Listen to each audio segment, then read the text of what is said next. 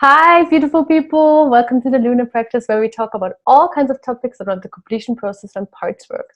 Today, I have a special episode for my fellow CP practitioners, and especially for all the new ones that would like to have a bit more insights from an experienced practitioner.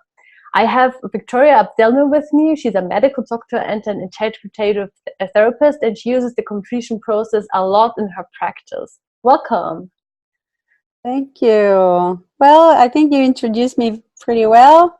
I studied medicine, but I also study at the same time different integrative methods, and I kept the ones that were effective for me.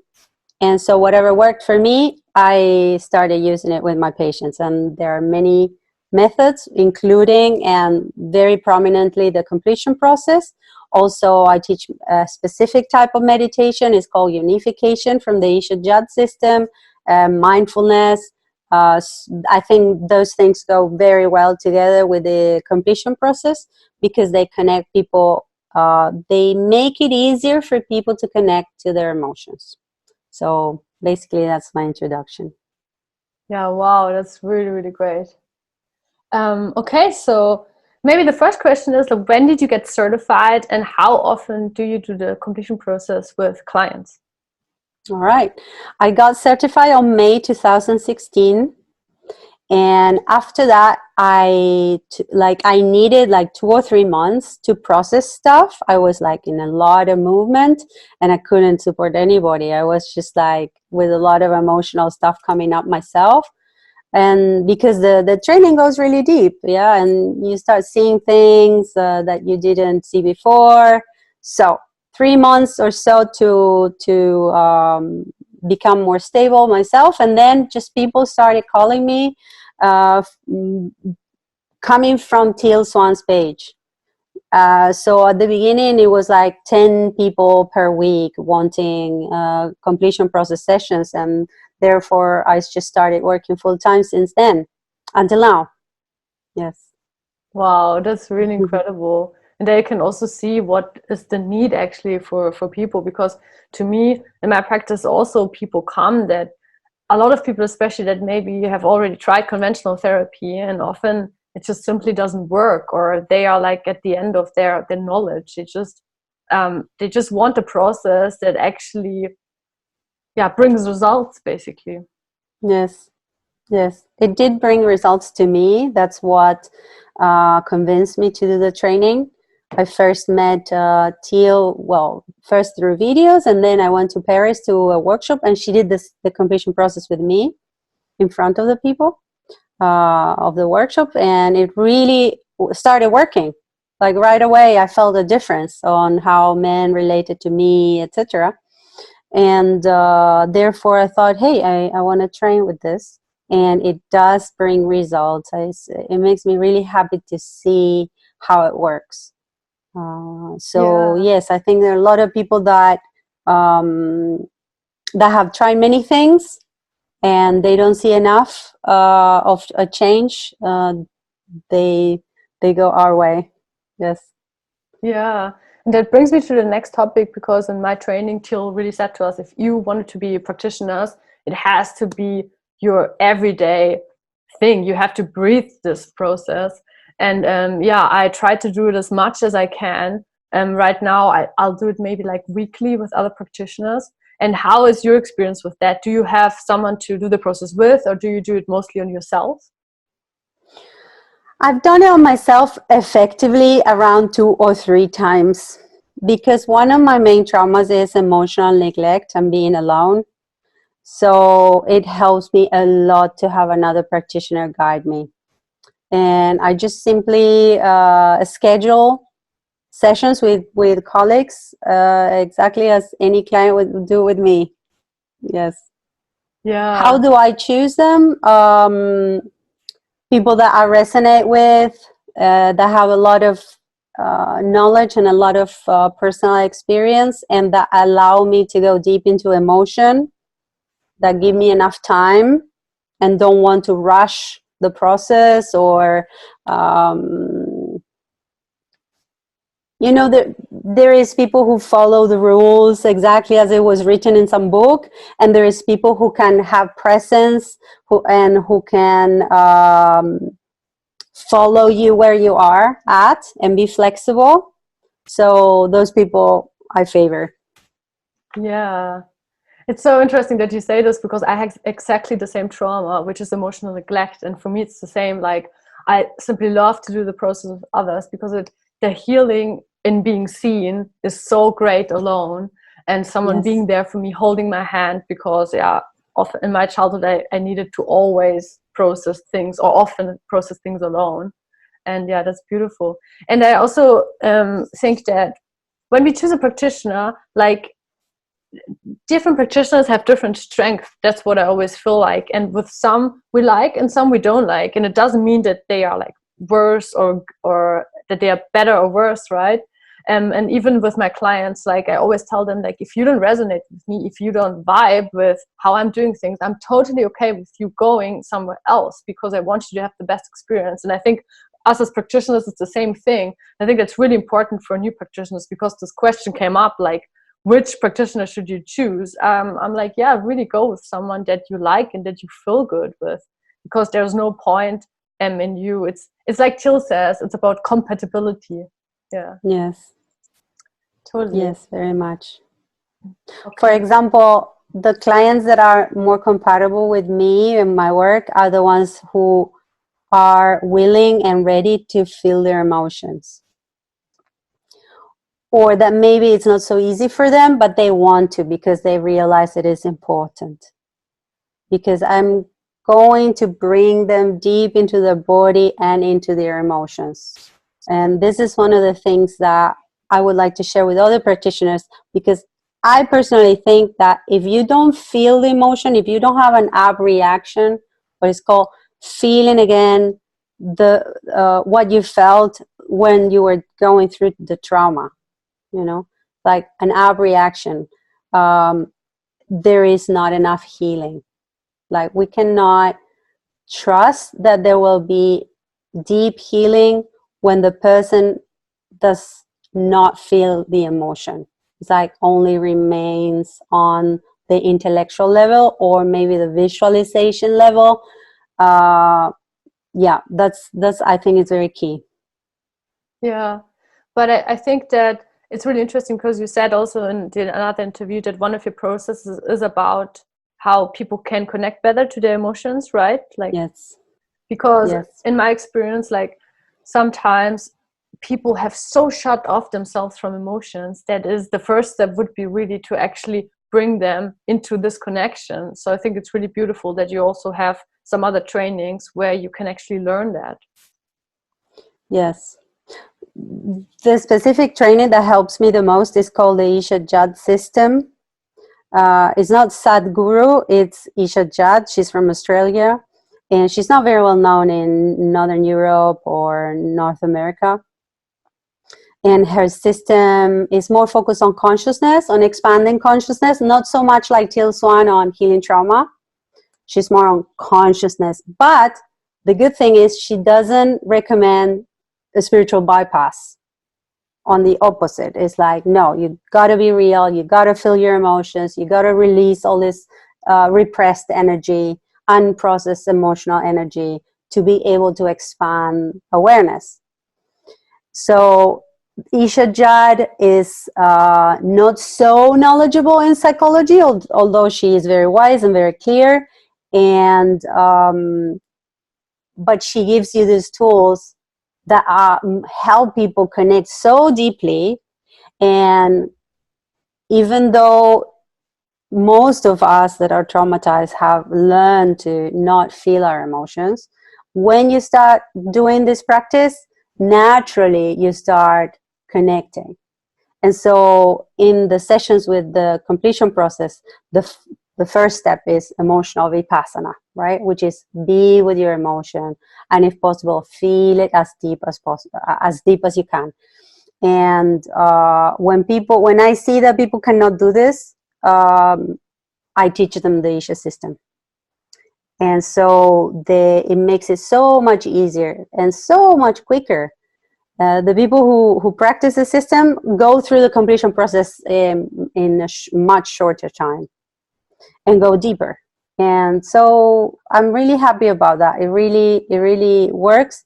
And to be able to give this tool, you have to do a training that is a little bit long. It's like at a minimum of 6 months.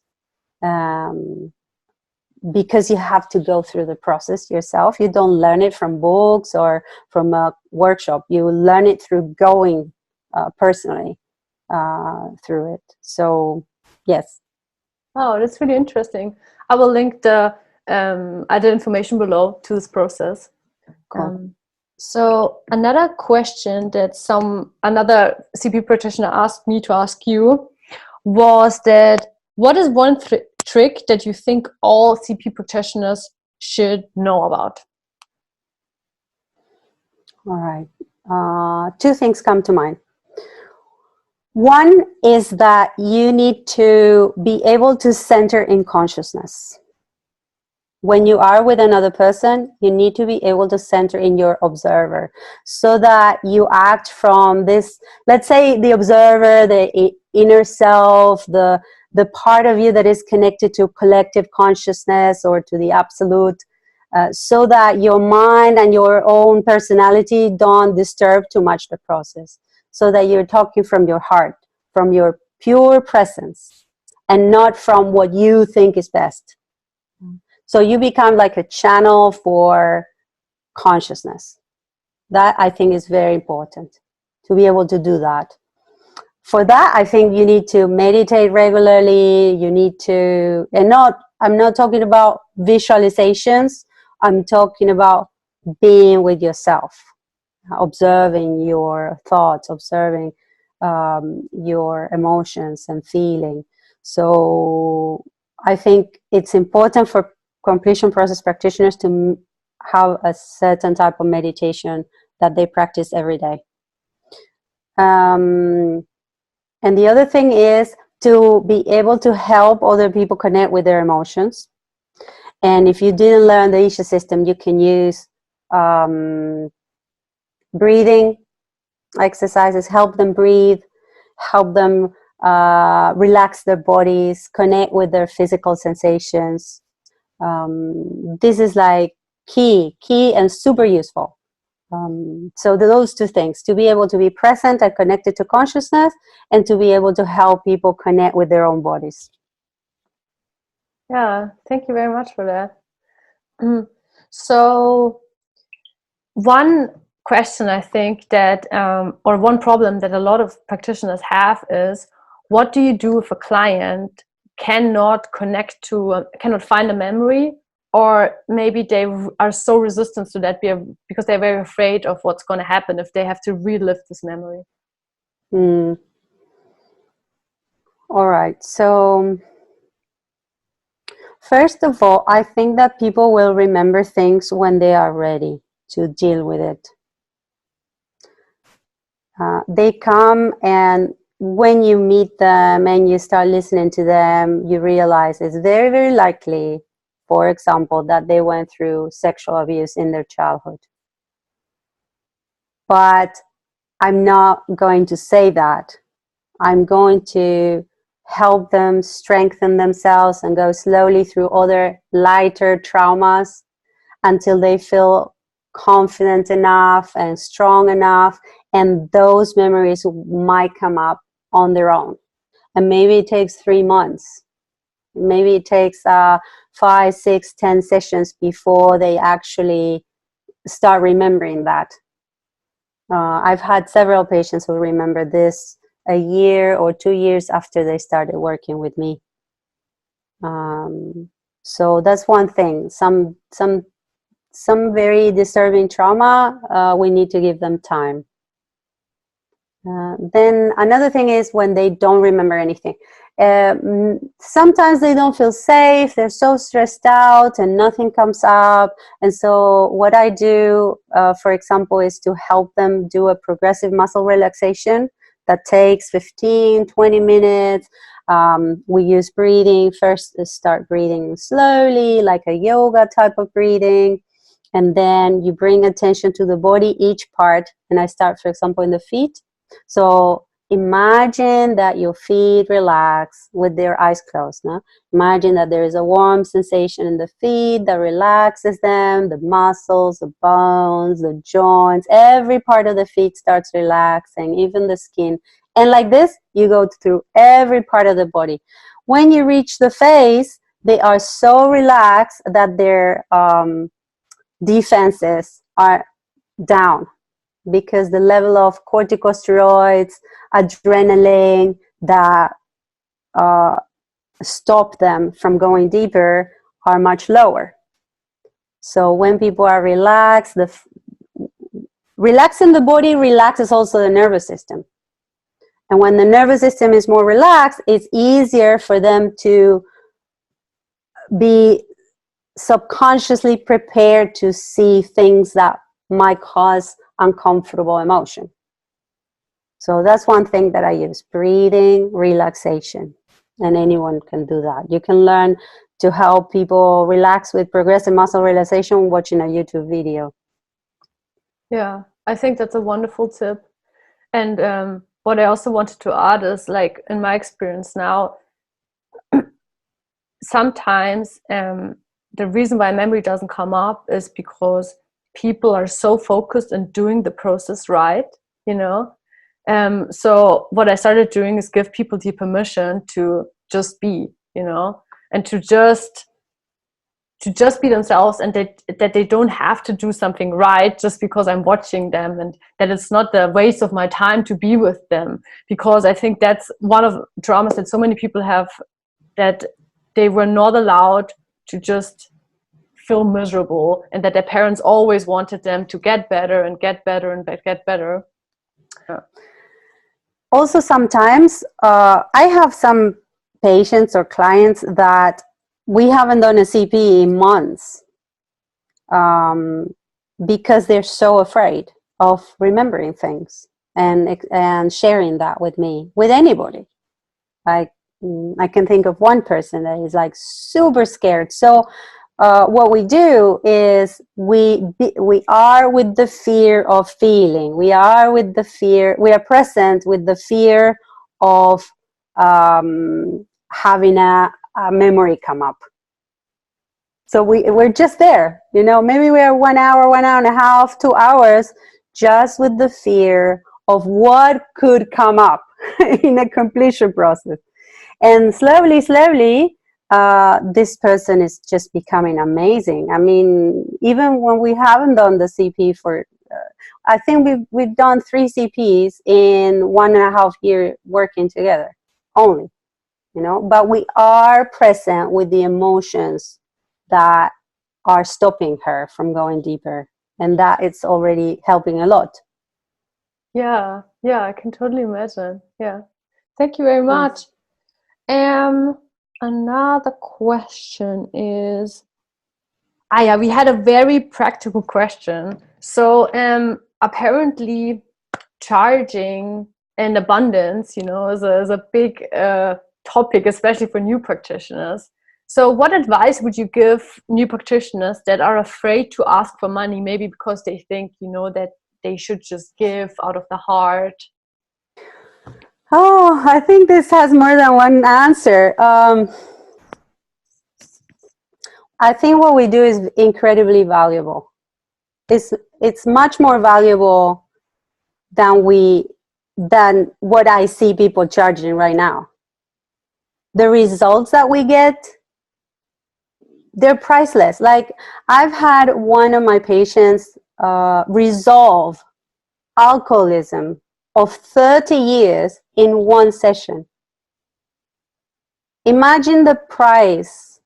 Like, how much money was he spending on alcohol? How much money was he losing on work that he was fired from because of alcoholism? How much pain was he experiencing due to relationships that were breaking because of it? Like, there's no way to value that and then have your life back. It's like absolutely priceless. So maybe we need to start observing how much of a value we give. That's one thing. Then another thing is that you feel maybe you're not so good at it, or maybe you're not so professional, or maybe you don't have so much experience and you are not really sure if you're bringing these results. And so then I would encourage you to keep training. Keep training. Maybe keep charging less, and say that you charge less because you are training yourself until you feel confident, until you see, wow, I consistently get good results and I can trust myself and I can relax enough to charge what other practitioners charge or other professionals charge for their time. So yeah, sometimes we do feel insecure because we actually know that we're still not there where we want to be, and then the other side is maybe we are good and we do have experience and still we feel weird about charging. And so that probably has to do with self-worth, and we need to keep working on that, do CPs on that, and coaching, to be able to bring healing to that. I think that's really great tips, and especially like what you said, the first two things, like the one was about that you are really seeing the value you are bringing, because also often I think in the self-help industry, or in general maybe like alternative healing, people undervalue like what they're actually bringing to the table, and it is so important that it's being seen, because often, and maybe more traditional professions have no problem charging a lot just because they're more established. And then, of course, as Teal would say, do some parts work, do some CPs around abundance. Yeah. And the last question I wanted to ask you was, how has your CP practice changed over the years? Okay, one thing I'm seeing is that at the beginning I thought, because in my personal experience, one CP had made such a great change, I thought, hey, with one CP, I can do the same for everybody. And no, not really. We do need to work more time. So what I would say right now, when someone new comes and asks me about how many sessions do I need, I would say we would need not only like several sessions, but also time for us to see very strong change in patterns. Even though I just mentioned that one guy cured or healed his alcoholism in one session, that's not the normal evolution. Normally, people do need support for several sessions and enough time, because they need to process, they need to grow, they need to have insights, they need to feel stronger, they need to change patterns. So I would say now we do need more sessions than what I thought initially. That's one thing. Another thing is that with my own work on myself, I've been developing the capacity to see, when I close my eyes and I focus on the energy of the other person, I start seeing things that they cannot see themselves, like about their inner child, about their emotional state, about their motivations. And that when I share that with some patients, it helps them a lot, because they cannot see themselves, they cannot connect with what's really going on, or they maybe have a certain idea, but they don't dare sharing it. And when I just say it, and I see it, and I say it, they go like, wow, okay. I'm being seen, I'm being heard. So I bring that a lot now to the sessions that I didn't have before. I've been developing this over the years, and I've been trusting it more and more, because when I share it and they say, wow, it's exactly how I'm feeling, yes, it totally resonates, then I'm thinking, okay, it's working, it's really real. It's not that I'm imagining it, it is real. So that is coming more and more now in my practice. Wow, sounds wonderful. Yes. I think I would like to do a CP with you to see all the things that you can see in me. I would love to. Yeah. Yes. And yeah, I mean, I'm such a new practitioner. I'm just practicing since 2 months now, but I've been doing it a lot also, almost like every day or even 2 times a day. And it's really incredible how the practice changes. Like I think for me, the biggest thing is what you also mentioned, I think in the last interview, about that you're getting more creative with the process. And that for me is the most beautiful thing, because people have even different styles. Like I've had a couple of clients now that had like whole visions, instead of going into an emotion, they go into a full-blown vision. It's more like a shamanic journey. And I will actually have an interview with another practitioner who also has a shamanic training, and I want to dive into this topic because that's very fascinating to me. But I have to say that it's so beautiful to be creative with the process and to really go along with what the client's journey. I feel like that was super important for me to learn that, or I think I've always had it, because I love to, that's what I love about the completion process. Like, you're not doing so much, right? You're like, I always feel like you're providing the bubble, but the client is actually doing the journey. Yes, I like that a lot. The respect that we have for the inner child, for their inner self, and they are the guide, especially a child. Like our inner children are so wise, always to trust in them. What do they want? What do they need? And give them the safety so that they can get the results. I love that. Yeah. Instead of someone being like arrogantly thinking, I know what's best for you, Absolutely. And sometimes the children, they are really surprising you, like they are acting in a way that you wouldn't expect. And that's what I find so beautiful. And also they always know what they need, and I've often have clients that, for example, read the book and then they are like, oh my gosh, my child doesn't do what's in the book. And I always like bring them back to, your child knows, and we're going to do what they ask us. We're going to ask for their needs. And if they are blocking, for example, often it happens, the child doesn't want to go to the safe space or this and that. And I've really learned to just ask the child, and they can always tell you why not. And then you can resolve the situation. Yes. Yes. Is there anything else you would like to share with us? Maybe some, I don't know, last insights, or maybe some advice for new practitioners? Let me see. What else?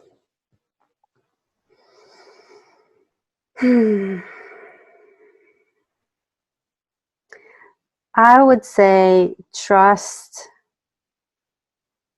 your intuition, really tune into the person and into your own observer, and trust that, and learn to flow with this trust, this internal trust. I think when we go deep, we connect to this incredible wisdom that not only Teal Swan has, or the enlightened, or the superstar therapists like Gabor Mate.